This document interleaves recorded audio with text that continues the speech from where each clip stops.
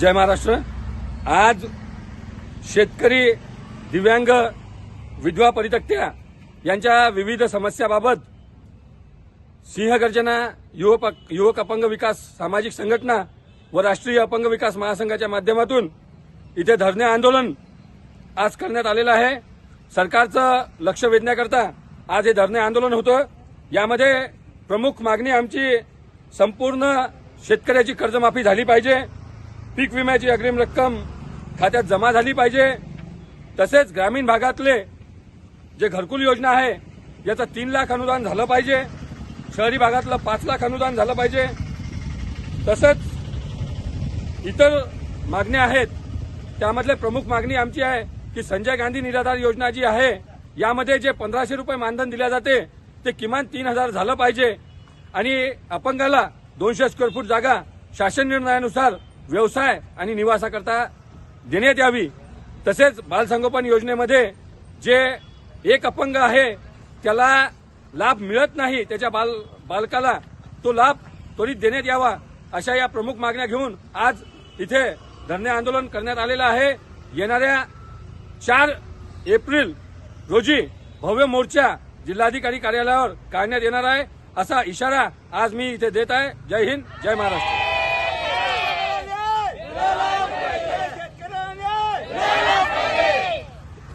शेतकऱ्याची कर्जमाफी, शेतकऱ्याची कर्जमाफी, अपंगाला 3000 मानधन, अपंगाला 3000 मानधन, 200 स्क्वेअर फूट जागा अपंगाला, 200 स्क्वेअर फूट जागा अपंगाला।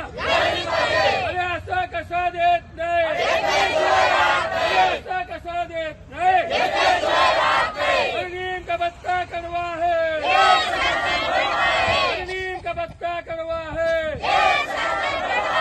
अरे असा कसा देत नाही, अरे असा कसा देत नाही। शेतकरी संपूर्ण कर्जमाफी, शेतकऱ्याची संपूर्ण कर्जमाफी, अवकाळी पावसाचं मानधन, अवकाळी पावसाचं अनुदान करायचं का?